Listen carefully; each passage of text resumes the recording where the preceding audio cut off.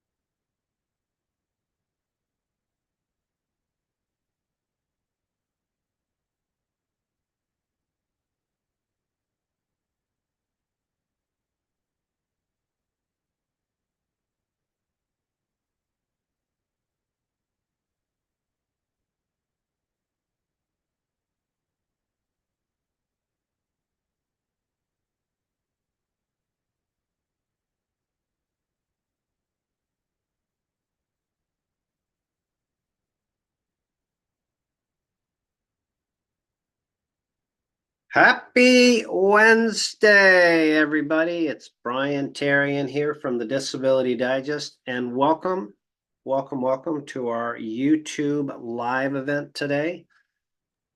If you're new here, welcome. Here at the Disability Digest, we help people get their disability benefits approved fast, hopefully, help you keep them, help you maximize them. Today, we are going to talk about some topics in the area of housing, how to prepare for the unfortunate event that you have a sickness, injury, or some type of limitations that prevent you from working. Then a few random questions that we have here. And it's my pleasure to be with all you folks. And Ivy and Philip, two of my coworkers here, advocates that work with members, are here today. Great to have you with us. Great Yes. to be here. Hi, Yeah. everyone. Glad to be Yes. here. It is. It is. And I'm here. I'm hungry today. I should have eaten a bigger breakfast, but I'll be fine. If I faint, somebody take over, right? um, So first of all, I had a couple of housing tips that came in that I thought were interesting. I want to share those, and then I'm going to turn it over to Philip and Ivy to address some questions. And the um, the housing challenges for people that go through the process and are approved for disability are really difficult to address in my almost 18 years of doing this because the cost of housing is high and the inventory is low. So, and when you have, a fixed income and you're trying to fit into that, there really isn't any clear-cut good answers. But I thought these were a few really kind of clever ideas. Pull up my list over here. And put it somewhere else. So the first, these were from our YouTube channel, and the first one is a request for us here to start a like a roommate connection program. I don't want people to get the wrong idea that we're like, it's a dating service or something, but it says, can you start a national roommate share program to assess people on Social Security disability to share an apartment, housing, relocate, monthly rental? Which is a great idea, but actually already exists. And so I'm going to share with you on my screen a resource that we have used and other members have successfully. And I'll do it this way.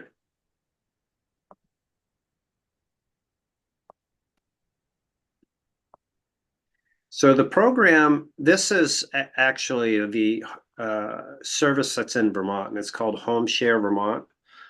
And there's two components to this. If you have a home that you're in and you have a room to share, then you could share that and you could get some compensation for it, or you could barter for that room. So that's one side of it. The other side is you could be a recipient that is looking for a room. And you could find a room. I know people here in Vermont that have done this service that have living in beautiful neighborhoods and nice places for $500 to $900 a month. And the lower end is if you're bartering for something. So this is definitely a way to do it. And what you could barter for is, I know some people that have done this, and they part of their arrangement was to play, what's that game? Bridge. Is 2 games of bridge per week and some light household help. So you don't know. The advantage of using a service like this, and I am a Vermonter, proud Vermonter, but this is actually one of the role model organizations nationally, is that they do the screening on both sides for you. So if you're going to bring somebody into your home, then they're screened, background check and all that, or vice versa if you're going to do that. So Home Share Vermont. Now there's other organizations in different communities that are out there. So this would be the solution for that home share idea. So I'm going to put this in the chat for on the YouTube. So if you come here late, you're watching the replay, just look in the description and you'll see home share followed by this link. So that's one. If anybody out there has used home share, I'd love to hear your feedback. It doesn't have to be in Vermont because we don't have many Vermonters here, but that would be good. All right. Second housing idea, and this one is from Scorpio PZ6882. That's the YouTube handle. So to address the affordable housing issue, buy a mobile home with your lump sum back pay money. Now, he breaks it down. You can get a lot rental for around $400. Then you have to pay for city tax, trash, all that. So this individual with all of his running expenses is living on $900 a month. So to rent a place for $900 a month, that's going to be tough to do. So I did a little loose research, and mobile homes, you can get really nice ones that, $125,000 or up. But I did see that you could get others that are used for less than that. So using your back benefit money to do this is a solution. And one of the things I'm thinking about the accessibility is these homes are usually, they're all one level. So that solves some mobility challenges for those that are concerned about that. I thought that was a clever idea. If anybody has any other housing ideas out there or any comments on these, I appreciate, join us in the comments, or we're going to have a call in at the end where you can call in and ask some frequently asked questions or whatever's on your mind or a success story. So stay tuned for that. And we're going to give away some prize money at the end as well. So hang out. Okay, so those are a few things.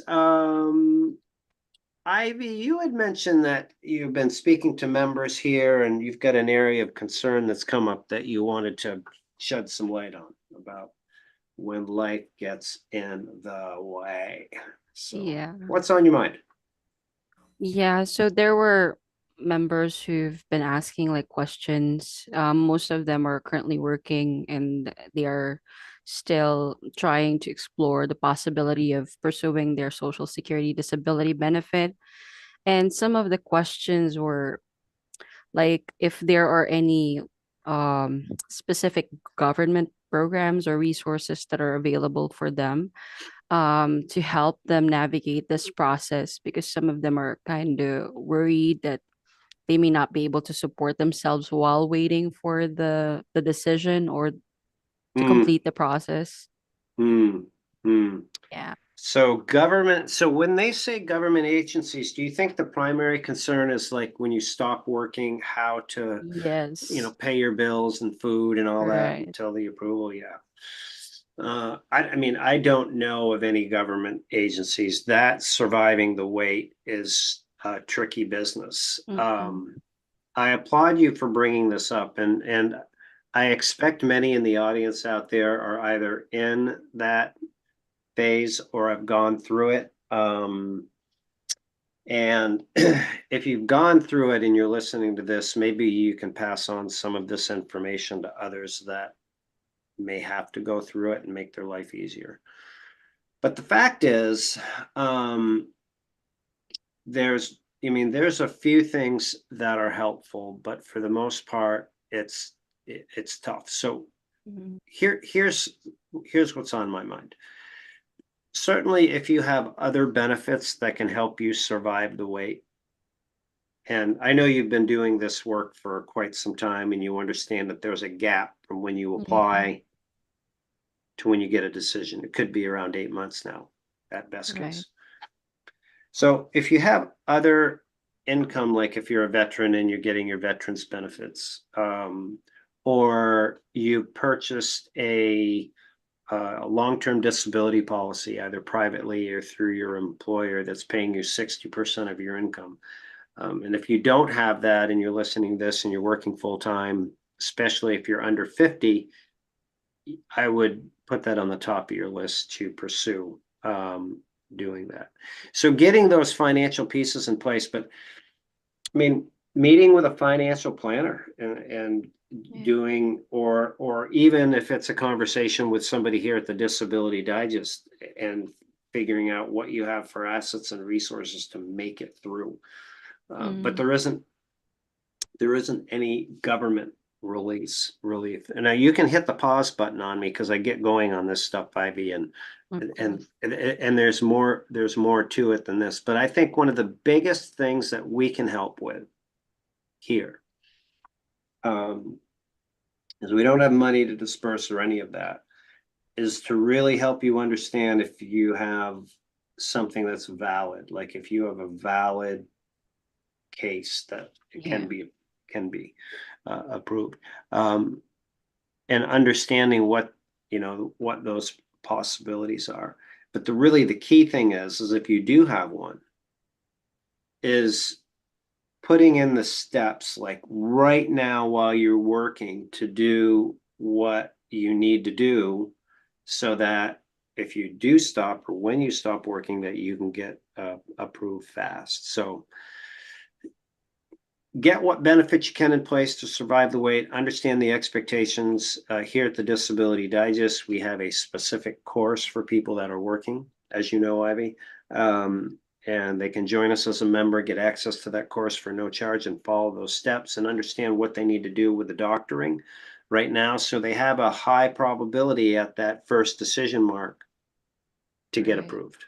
Yeah, those are some of the key things. Philip, I miss Preparation is anything? really a big deal. Preparation. Right. Preparation and expectations for sure. Yeah. Right. Yeah. Okay. Yep. That's a very good to know. Yeah, is there anything else in that area or Yeah. other things that stick out for members? Yeah, I mean, related to that, I've seen like one question here before we start like answering calls from members or our viewers right now. Can I work full time if I am to apply or if I'll apply for the disability? Yeah. Which is a common question. Yeah. Wouldn't that be nice? Like you work and you don't have any of that, right? No, you can't, unfortunately. Well, Yeah. okay, so you can do some work. So here's the regulation. Is you can earn up to $1,550. If you're over that, then you're not eligible to apply, right? So I don't know what somebody makes. I'm not going to speculate on that, but usually that's part-time income for most. So you can work part-time. The challenge with that is if you're working and earning, even close to that, it's going to be really difficult to get your case approved, even with intense like conditions like stage 4 cancer or a stroke that doesn't have any probability of recovery. It's just really hard because you know, Social Security is going to look at that and say, well, if you had decent, better, doctors or different treatment or medications, then you can work more. Yeah. So that's tough. It Um, is indeed. Yeah. yeah. Because Social Well, Security evaluates the ability to engage in the substantial gainful activity. yep. Yeah. So it's Yep. really difficult. Yep. So that's back to the points of planning, and it's Yeah. really designed for people that just cannot work. Um, and and I know there are people out there that medically qualify and are just plain hurt, if you will. So that's where it gets difficult. Yeah. Good questions. Any others? So far, those are just the questions that members normally ask Yeah. because again, yeah, they're kind of worried in supporting themselves while waiting for Yeah. the decision.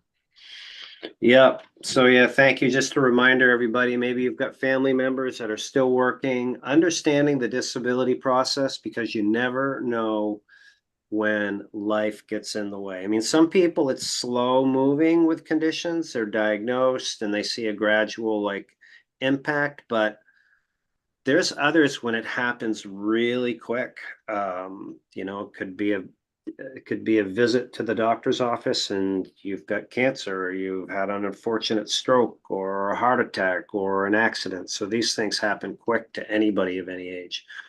Um, so thank you. Philip Price. Sure. Yes, you had some things you wanted to Yeah, air let's out see. before we're going to take in some calls here in a few minutes, folks. So appreciate you attending, and I'll put the phone number up in a few minutes for call-ins. Yeah, I've got a couple of questions here from the Facebook group. First one, I have a hearing coming up after fighting this for 3 years. However, I am feeling really good now after many interventions, including surgery, medications, therapy, etc., and have decided to start working. My question is, can I still be approved for back pay for the last 3 years, even if I'm not approved for it going forward due to the being able to work? I'm going to continue with the hearing in April anyways, just because I'm not even sure I can hold a job just yet. But I want to try because we are, Mhm. I'm gonna leave that part out. I think I get the gist of it, which is 3 years, has gone through some health challenges, now is feeling a bit Better. better, some optimism, wants to know if can get compensated for the time out, and is going to try to go back to work. Yeah. All right. If they're not approved at the So, hearing. okay, if not approved at the hearing, it's going to go back to work. Yeah, Okay, so it's not going to work before the hearing. correct. All right. So this is my take. I think that definitely either way, you should test the work. So let's say I'm going to be optimistic and say that you're approved. Most people that come here are good, hardworking individuals. If they could work, they would work, and so that's my point. So let's say once you are approved for your disability benefits and you want to work, then you can enter into work by going and taking a part-time approach and having earning under $1,100 a month. I think that's the number. I should know that by now, but it's not 2,000. By under the allowed amount, so it's $1,100 a month.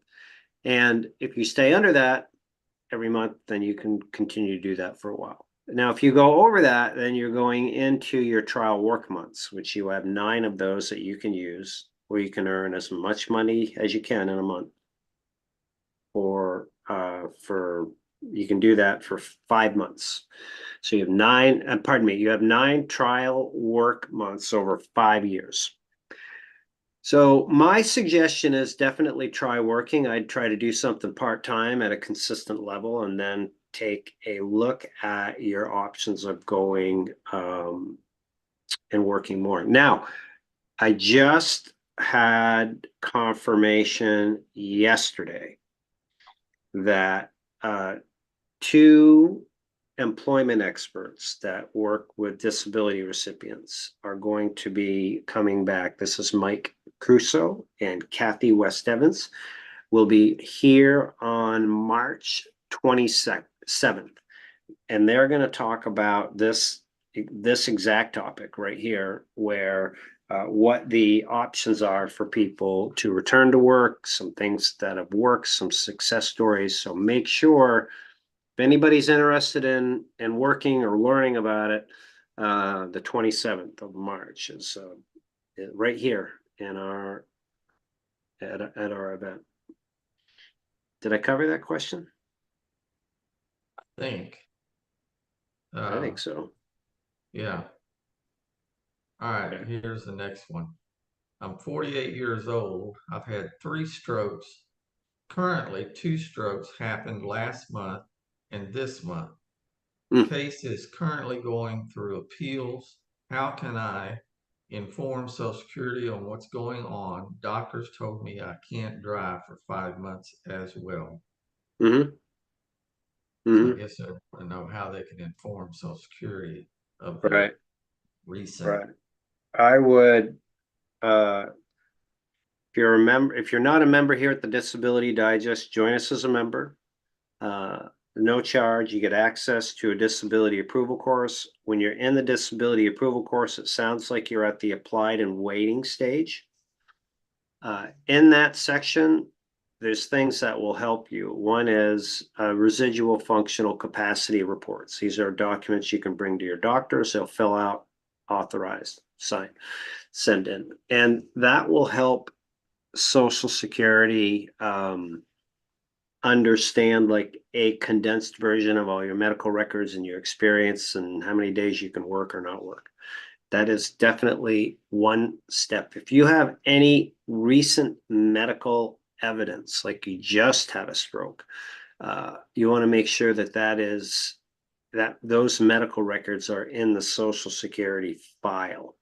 So I don't know, Philip, is this individual working on their own or with a representative, or do we know? Don't know. All right.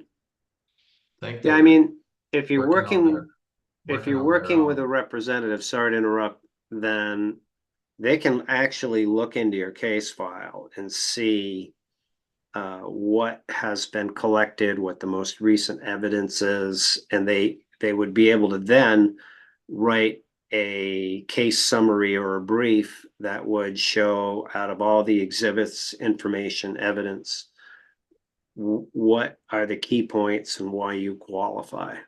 So 40 something years old, Philip? 48. 48. Yes, this young guy. Yeah. Yeah. So you have to prove that you're not able to do any job out there because you're under 50. So it's got to be done right. And with strokes, it can be tricky because Social Security and say, well, I know you had a stroke, but based on this kind of stroke or these kinds of strokes, you could have possible recovery in 8 months and you'll be back to work. And, right. So you have to block that out. All right. All right. Next one is a question and then a statement at the end. But uh, my roommate is in the reconsideration stage. She just went for a neurologist exam this past Saturday. Does Yep. anyone know how long it normally takes after an exam? And then her statement was, by the way, she told me that while the doctor was asking her questions, he was falling asleep and once even dropped his paperwork on the floor. Wow. Ay, ay, ay. I don't know. The doctor thing, that's tough. The I don't know. When you ask how long it takes, I expect for a decision. Is that what Yeah. this? Yeah. You know, it is the next step. Could be 3 months. It could, I mean, a lot of that depends on what state you're in, what the weight is, but it's not going to be a year. It is usually the last major uh, evidence step that they have. Um, but it would be good to document um, the issues that happened in that exam. So again, for those of you that are going through the process and you haven't had an exam yet, this is really a critical piece. In the disability approval course that we have, there's 7 key things that you should do in an exam.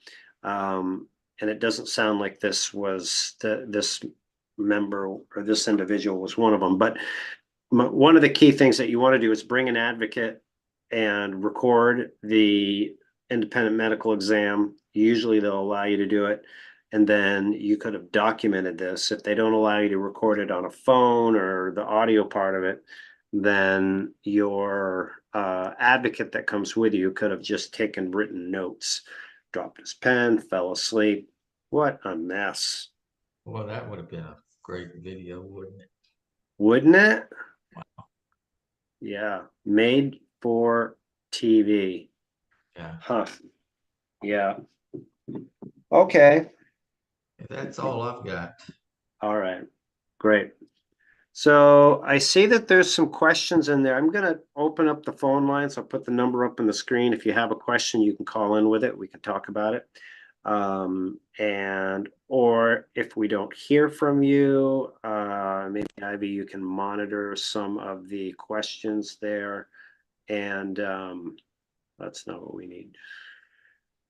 Then let me know. So the number is up on the screen. I'm just going to open up the phone lines here and you can call in. So it's like, keep it to like, maybe 3 minutes or so, which we can address most common situations. And it could be a question that you have, a success story that you have, something inspirational, or maybe your doctor fell asleep too. I don't know.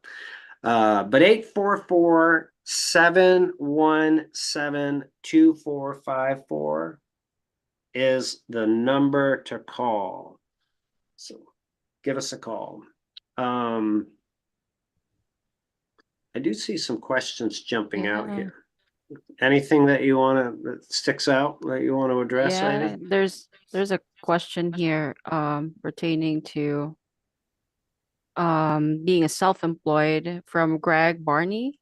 If you're applying for SSDI and you're self-employed, can you deduct business expenses, millage, helper, tools needed for the job? I had Yeah, a service truck. yeah, sure. I mean, those sound like, I'm not a tax guy, but those sound like regular business expenses. Um, Workplace related expenses are something that we've also covered here that for those have limitations or disabilities you can get special deductions, and that could be any mobility equipment. If you have an assistant that helps you getting dressed, even a service dog. I don't think they have service cats, but the service dog would be. So the answer is yes. Make sure you maximize those too, because that will bring down your your taxable income. Thanks for calling. This is Brian. Who am I speaking Hello, with? this is Becky, and Hi, I have a Becky. question. If you're receiving short-term disability, you're private, but your employer still has you down as employed, but you haven't worked in over a year, will that hurt if you apply for Social Security disability? Um, I don't, I'm not sure, but before I get into your question, we're going to give away some prize money at the end, and I just want to make sure that you're calling in from a cell phone. This phone that ends in 0113, is that a cell phone? Correct. Yes. Okay, wonderful. Um, so you're on short-term or long-term disability? Short-term disability, and I pay it privately. Okay, okay, okay, okay. Um, I mean, with Social Security disability, it doesn't have an impact on that. I mean, what they're looking at is your ability to not work, right? Their criteria is different. And where like a short-term or a long-term disability policy, it depends how they're written. It could be written so that you're not able to do your job or any job. Do you have any idea? I have no clue on that. That would be good for you to read or have somebody read it or review it for you. If you need help with that and you're a member here, you can contact us and we can help you with that. But understanding that policy, and have you applied for disability yet? I have spoken with someone about it, but no, right now I still have not applied. Okay, so, and how long have you been out of work? Since January 2023. About a year. So Yeah. you think you're gonna Been go a little back? over a year. Well, I was hoping, but I don't think I'll be able to. Hmm. Hmm. And how long is your, I'm gonna call it long-term disability because short-term expires after 6 months. How long can you receive this? 2 years. It was Okay, for a 24-month policy. right. Yeah, it probably has written in there that you're required to apply for disability. Have they contacted you about it? No. Yeah. So that's the other thing I would look at in that policy, like what's it written for your job, and is there an application requirement? Um, you didn't ask me this, Becky, but can I give you something to think about regarding your going back to work or not going back to work? Okay, go ahead. Um, this is this is my point is this is that if you wait and apply, which you already have, um, and you're waiting for your health to change and go back to work, that certainly is your right. But another option would be, when you do the look in the mirror and you haven't worked in a while and you're not really certain if you can work, to pursue the disability application process. Now, if you can work, this is my opinion, and all the people I've coached in this, if you can work, I definitely give it a shot. If a job comes up or something happens or you feel better, then do that. And then if you can succeed at it, great. Then you just can cancel your disability application. But Right. but Becky, if you don't succeed at it, let's say you take a job for 60 days, you're like, oh my God, I can't do this. Then that actually could be beneficial for your chances of getting approved for your Social Security disability. Um, but the longer, I'm 60 years old. yep, I'm a nurse. yep, I'm 60 years old. I have COPD stage 3 with the shortness of breath and all that. mm-hmm, I have osteoporosis with fractures in my back. mm-hmm. And it's like, I don't know. Are you a floor nurse? You want to go back, but you in your heart you won't go back. Right. Are you a floor nurse? Like you're, I help out on the floor. I done mostly paperwork for federal and state people. okay. So could you do like a full-on sit down and still work? Probably not. Mm. Mm-hmm. Yeah. Um, I mean, and how long have you been a nurse? Since 82, All right, 83. 83. So my math tells me that's over 15 years. Um, Yes. so then with Social Security, because you've had more than 15 years of being a nurse, even if you were to try to transition into a sit-down position, which should be difficult for you to do, the premise of your disability approval, if it's done right, would be to prove that you're not able to be a nurse anymore because of the conditions that you have. Unlike other people that haven't had a consistent work history like you, or they're under 50, I've worked at the same place for over 30 years yeah, in long-term care. yeah. And it's like, Sounds like you but miss I it. was just, I've worked the floor. I've done everything you can think of out there, like most nurses. Yeah. But I didn't know if, because my short-term disability, I had to have an employer, it said. So we've just kind of, every 3 months, I give them a note that I'm expect to return to work, even though we know I won't probably get to. Right. Well, I hope this was helpful for you in answering some of your questions and giving you something to think about. Yeah. And I thank you for all those that you've helped for the 30 whatever years that you've done it. That's not easy work. You're welcome. Yeah. So anything else on your mind? We all good? That's all I got. All right. Thanks for calling in. All right. All right. Thank you. You bet. Bye-bye. Bye. Okay. Yeah.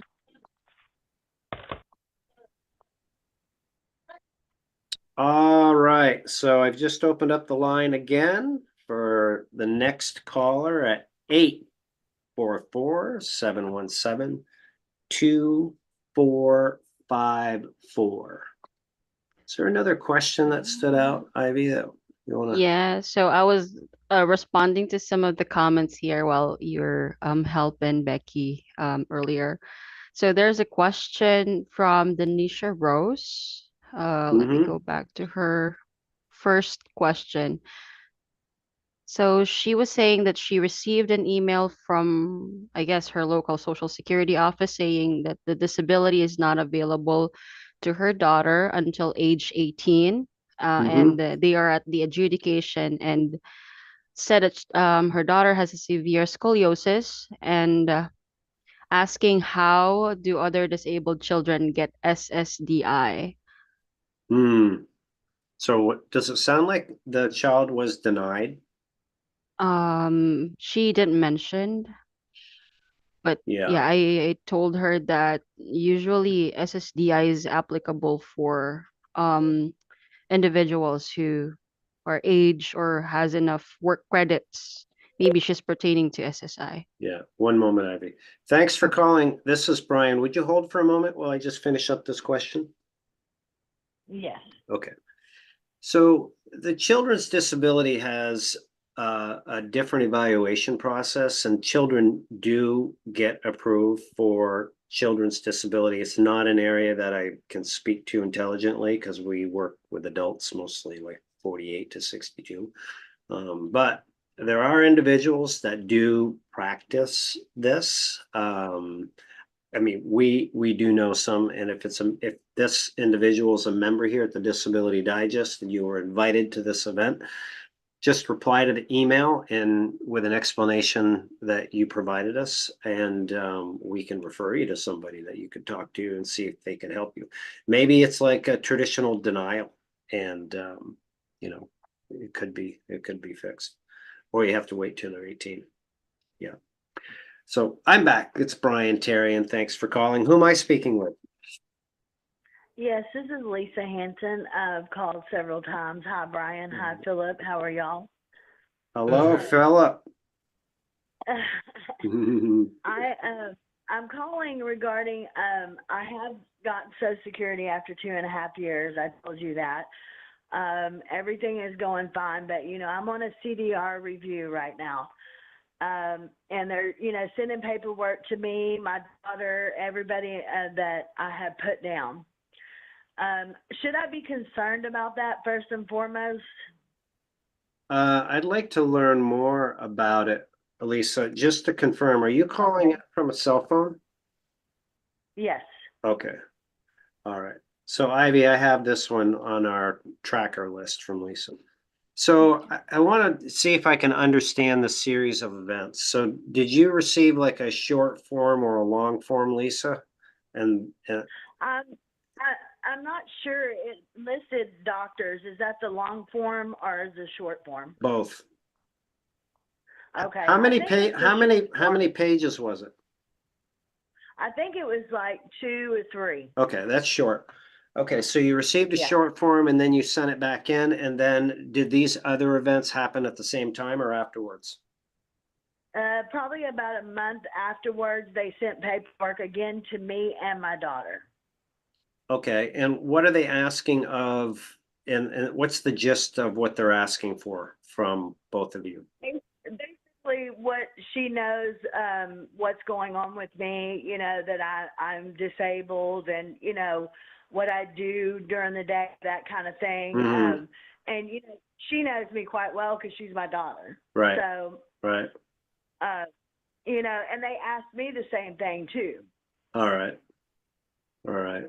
So can you give me like a few of the specific questions? Like, can you vacuum? Do you shop? Are they those types of questions? Yeah, those types of questions. Okay. So they're trying to figure out your daily living activities is what they're doing. Right. Yeah. Okay. And so you filled those out and sent those back in? Is that right? Yes. And they wanted a week deadline. It was very quick.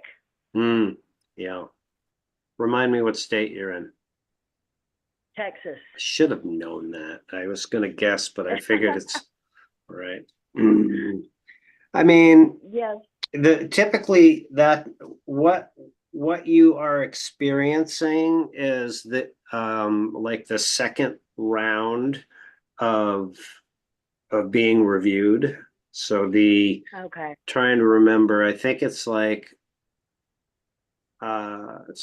500,000 people a year get to the stage that you're at.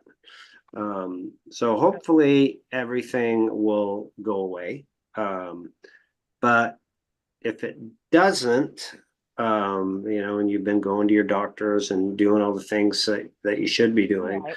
then if it doesn't, it would either go away or get denied at this phase. If it gets denied, then you have the option to appeal it. And right now, neither one of us know what that would be. Okay. I have a question about that too. Like I can look at my Social Security on my account and it shows nothing about the CDR. Yeah, I have not known the online account to track CDR process. That's interesting point. Okay. So what does it show? It shows nothing. It just shows I'm on active Social Security disability. Yeah. Well, Yeah. let's pray it stays that way. Yeah. Right. Um, That was my concern. And the second one is that I'm like in the medium category from what I'm seeing on the paperwork, that they thought I might improve, but they didn't know. And so that's why they're reviewing me after the 3-year mark. right. So possible improvement, medical improvement. Yeah. Right. Yeah. Which Yeah. has not happened. So, Yeah. Yeah. Well, we'd love to hear from you either way, and hopefully it will go away. You might not hear anything. So, as we've learned from the expert, don't stir the pot. Just, let it roll. That's the best thing to do at this point. Keep going to your right. doctors. And then the lawyer I did use, which is Ron Hoeing, I think his name. Honig. Yeah. Honig, yeah. He retired, and so I don't think he even would help me with this, would he? Well, even if he was still practicing, I mean, as you know, I Right. know Ron. I don't know if he does CDR work. There's not many that do. But I'm finding that out. but we, if you do need to get to the legal representation point, then You know, it's something like Attorney James Mitchell Brown that's been here as a guest speaker. He's helped some of our members. So if he has room and the bandwidth available and it's a fit, then, you know, you could talk to him. Okay. Yeah. Well, I mean, I would appeal it if for some reason they deny for some reason. But how do you even know if they denied? Do they send you a letter? Yep. Mm-hmm. That's it. Yep.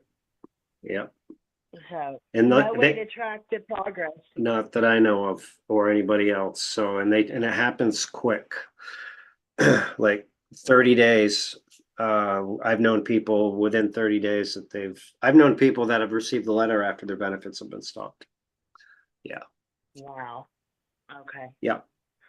Yeah. Well, you know, they tell you not to worry about these things, but I mean, all they do is make us worry. So. I know.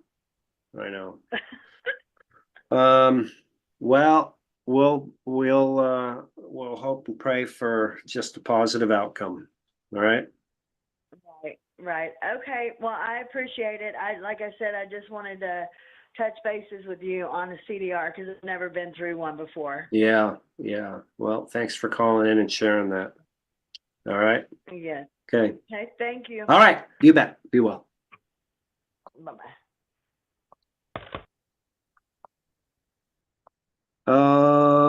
Okay. We've got another caller here. Hey, thanks for calling. This is Brian.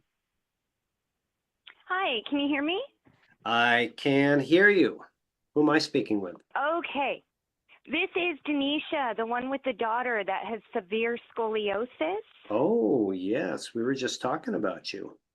Yes. In the comments, it continuously, I'm being told, and in an email when I try to contact your site about the process we're in, possible timelines, because I'm not getting information as far as timelines go. Mm-hmm. Everyone is saying it is not available to disabled children, and I just feel like that's misrepresentation. It is. How do Can you please explain? I'll give it a shot. Get But disability from Social Security. first of all, I want to work on our identification first. How do you spell your first name? DENISIA. I think you're the first. Is it Denisa? Is that how you pronounce it? Yeah, you got it. It's Hungarian. It is Denisa. not. Has anybody not else met a Denisa a common before? name. Oh, nice. I like it. Well, tell me what you have. So you received a letter from Social Security, Denisa, that said that your daughter does not qualify and will not until she's 18, right? No, it was an email from your site. We're at the adjudication process, and it was recommended because I am hardly working between her physical therapy, her doctor's appointments, and then she has to get a complete spinal fusion, which will be 1 week in the hospital, 4 to 6 weeks needing 24-hour care provided by me. It is only me. I and see. then half days of school for another 4 to 6 months. And the list just goes on and on and on. Here's where I think we're at. That's why I was told. Here's where I think we're at. In order for somebody to qualify for Social Security disability, Denisa, they need to be over 18 and under 65 to go through the application process. Okay, am I using the wrong terminology? I'm just, let me roll it a little bit forward here. What your daughter could qualify for is what's called SSI, social insurance, or welfare is what others. It's not Social Security disability. This is actually Social Security. One moment, please. It's based, Social Security disability is based on your work history. So that may be where some of the confusion came in from the email communication here, if you had contacted us. So that's what is possible. Okay. And now for your daughter getting approved, she's at the what stage again? You said adjudication stage? Adjudication. And I have a good rapport with the adjudicator because she's always telling me things like, oh, now that it's changed that Annie can't use the stairs, only the elevator, Mm-hmm. have that elevator pass, forward that to her too. Okay. So, I mean, we're in talks with Social Security, and it's at the, like I said, with the adjudicator, and she says she just is gathering more evidence. Mm-hmm. Mm-hmm. And how long has it been at the adjudicator? That was where I was getting since the end of November, beginning of December. Okay, so let's say December is the first full month. Can we agree on that? Yes. So December, January, February. It's been 3 months, right? Yes. What state are you in? Pennsylvania. Mm-hmm. So the wait time for decisions, which apply for SSI and Social Security disability, I don't know them to be any different because they're evaluated by the same people. Like the average decision time across the US is 233 days now. So yeah, I know.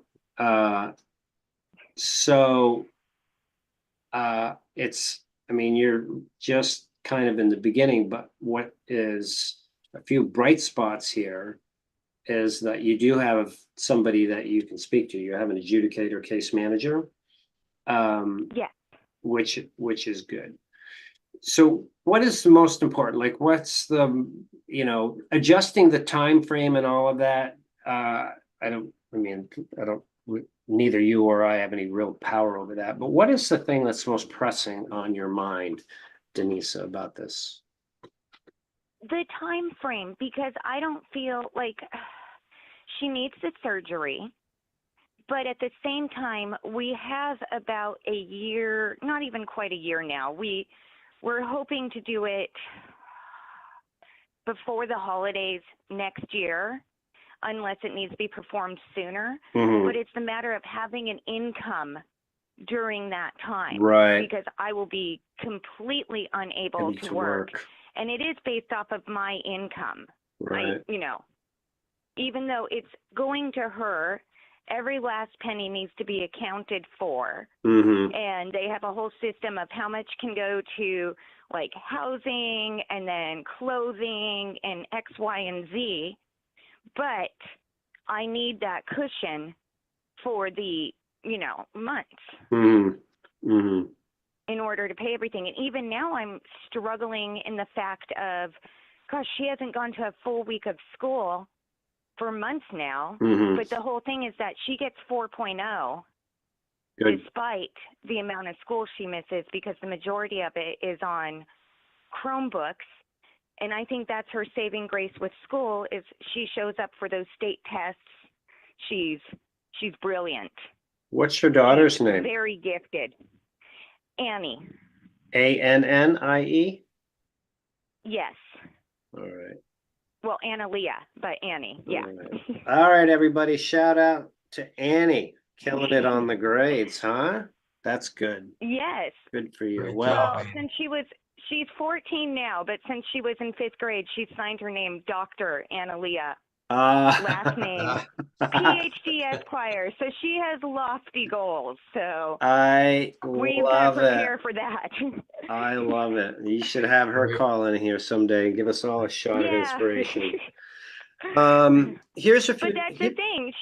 She's got this disability that affects her every day, but she refuses to let it affect her education. I love it. I love it. Don't let it get in your way. Here's a few tips for you. You want to be careful with your relationship with your caseworker, that you don't like annoy her, or pardon my. No. Right. Okay. So be polite, be persistent. And the approach that we have used, that we found success with, is just periodically check in, which is not every day, like maybe every 7 to 10 days, and say, listen, I just want to find out if there's anything else that you need or that I can help with. Not asking for a decision. Okay. asking if there's anything else. Do you have all the medical records? Is there anything that we can do or anything that I can get for you? And then you want And to, that was what I was going to say is I've talked to her twice. okay, Twice. Yes, twice. Yes. so stay with me. And then Yeah. you want to, when she gets to the point where, I'm presuming it's a she, is it Denisa, your caseworker? Yes. Okay, when Yes. she says, nope, we have everything that we need, then you could ask her, well, how much, my daughter has a surgery, it's pending, is there any idea what it would take for, like a decision? How long? At that point in time, it's in my experience, it's okay to ask. Now, if you want to put, like, if the decision doesn't come or she can't provide a decision time frame, then I would suggest that you contact your local congressional office. You're a member here, right? Yeah, because you sent in that email. I started, yeah. Okay, so if you don't have the directions to do that, reply back to the support desk and just say, please send me the directions for contacting a representative. And it will give you. Her physical therapy office is right next to a state representative, so Good. we know exactly where he is. That's great. So that would be the process. Unless the case file is ready to be called on, don't call in the representative because they don't have all the information to evaluate. And what you don't want to have happen is have them evaluate when there's missing information because that gives them an out. Yes. Right. Completely understood. I'm taking notes while you're saying all of this. Well, you can listen to the replay because this whole show is recorded. Well, I appreciate the information so much, but I was worried when they said it wasn't available to children. I was like, wait, yes, it is. I don't want someone else to see that and think, oh, what do I do with my kid who might be in a similar situation? No. Yeah, it's just understanding the two different programs. That's what I was worried about, was the terminology. Yeah. So, well, you tell Dr. Annie that we all wish her well here. Thank you so much. I really appreciate it. And you guys are doing great work there helping people. I did find other answers along the way that I really appreciate. All right. Well, you keep up the good work. All right, Denisa. Nice to have met you. Thank you. Okay. You too. Thank you. You all have a great day. You All have right. a great day. You Thank bet. you. Bye. Okay. Bye. Yes, I agree. Do not get into the nerve of the adjudicator. That's the tip. No. No. 4.0. I may have gotten that if I added a 2.0 and a 2.0 together to a 4.0, but that's impressive. All right, let's see if we can take one more call in the time that we have here. There's a question about vocational rehab work versus ticket to work from Tracy Anderson. So voc rehab, all right, that's actually a good topic that we'll do a deep dive into on the 27th of March. But I think voc rehab work, if you go to voc rehab, this is my understanding of voc rehab, is you're going to go there, get a counselor, and you're going to get a benefits plan in place, like a back to work plan. They're going to assess you, look at your skills, look at your resources, and then increase your probability of success. So that's not necessarily work from that aspect. Now, they can connect you to work, which again, on the 27th, you're going to learn about. They have inside intel and connections on jobs that are available. So that's what voc rehab can do for work. I've got a call coming here. Hey, this is Brian. Who am I speaking with? Hi, this is Lisa Marie. Sorry, I had to mute the TV. That's all right. Is that Risa with an R? Oh, no, I'm sorry, Lisa. Lisa. All right, Lisa. Nice to meet you, Lisa. How can I help you? So I've got probably a simple question for you. Good. So I just got my denial yesterday from my initial filing. So I just want to know a little bit more about the appeal process for the reconsideration, like a few questions about it. Like when I'm filling that out, am I going to have to write in all my medical information again like I did the initial application and then resubmit the DDS like supplemental forms like I did the first round? Like, is all of that going to be done again? I don't think so. But before I forget, I have an important question to ask you. Is this phone that you're calling in that ends in 1576, is it a cell phone? It is. Wonderful. Okay. We're going to give away some prizes in a few minutes. That's why I asked. Okay.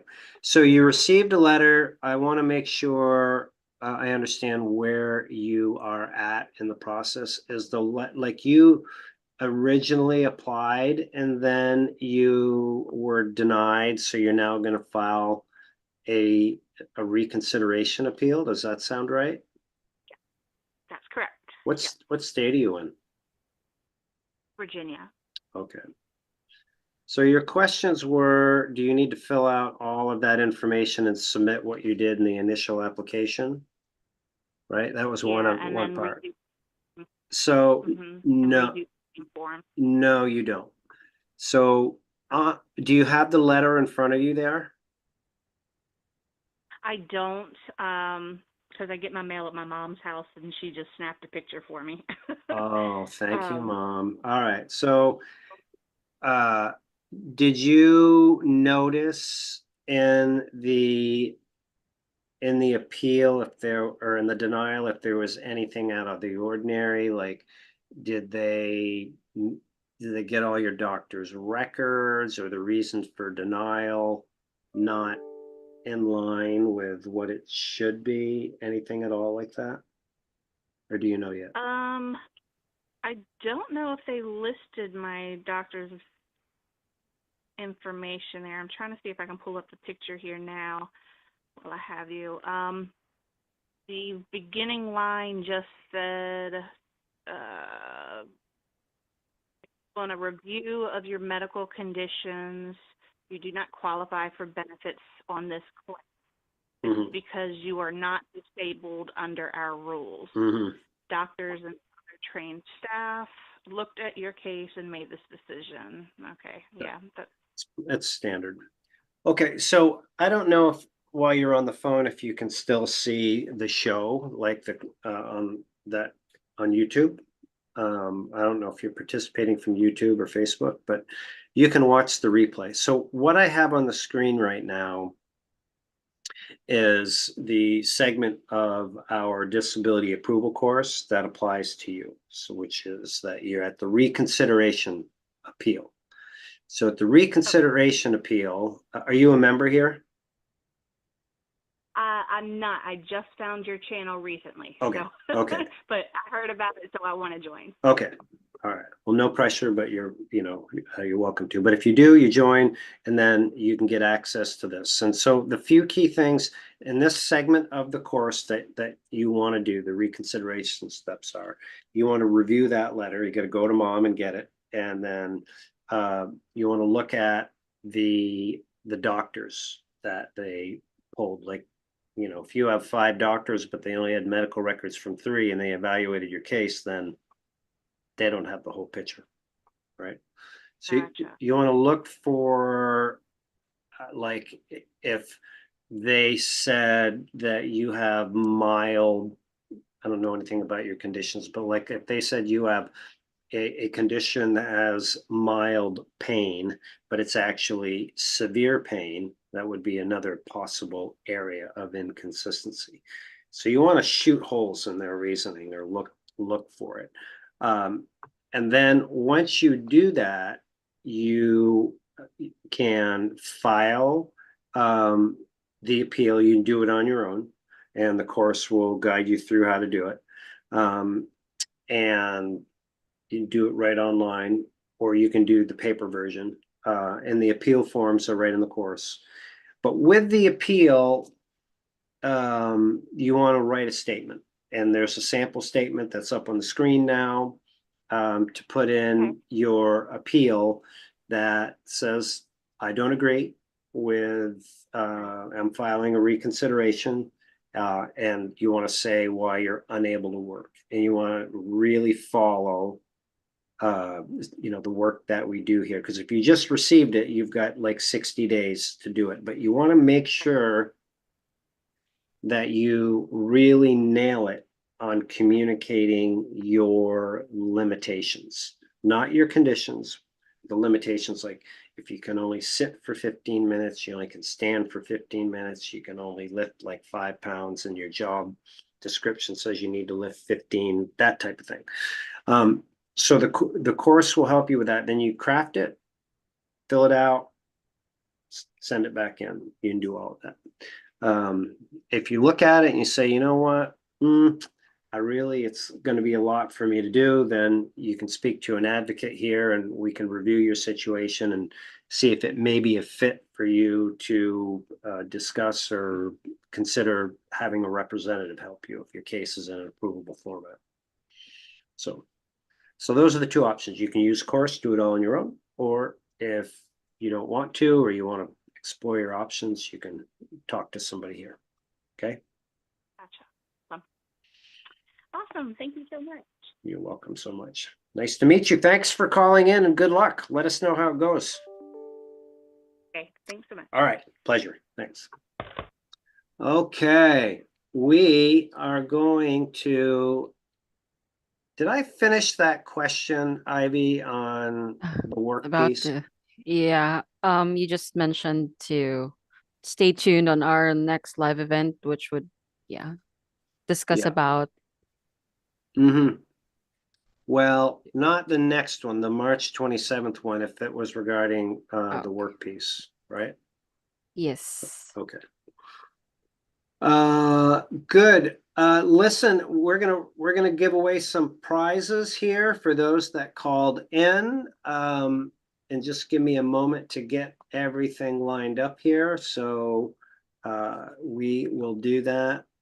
And we're gonna give away some Amazon gift cards so you can do some immediate shopping with.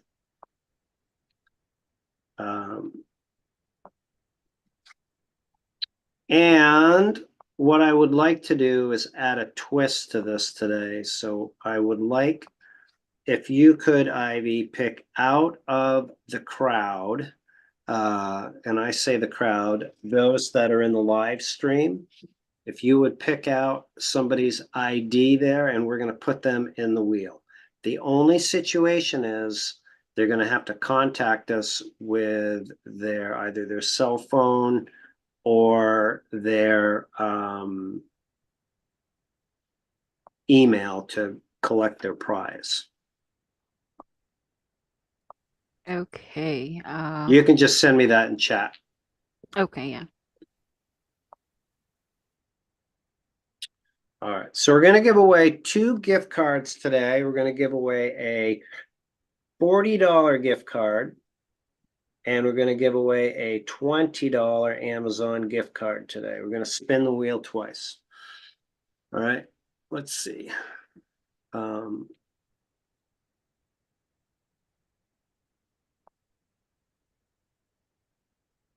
Okay.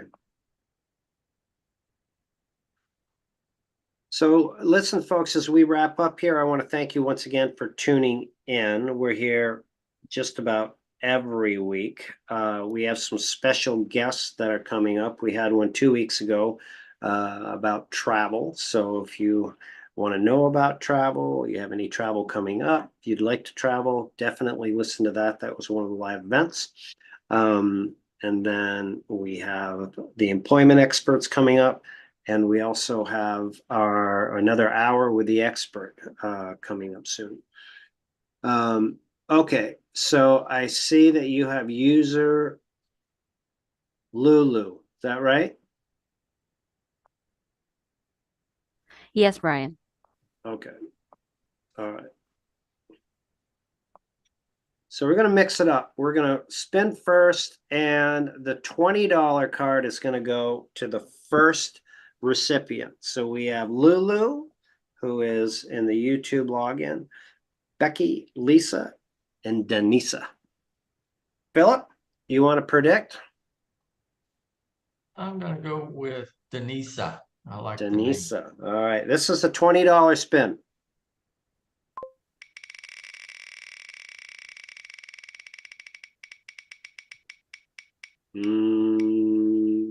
Ooh. Becky. All right, Becky. You will be sent via text an Amazon gift card for $20 right after the show. Congratulations. Yeah.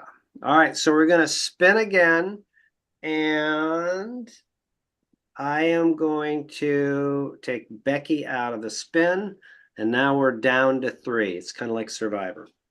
Are we ready? Yeah. Okay. Yeah. Here we go.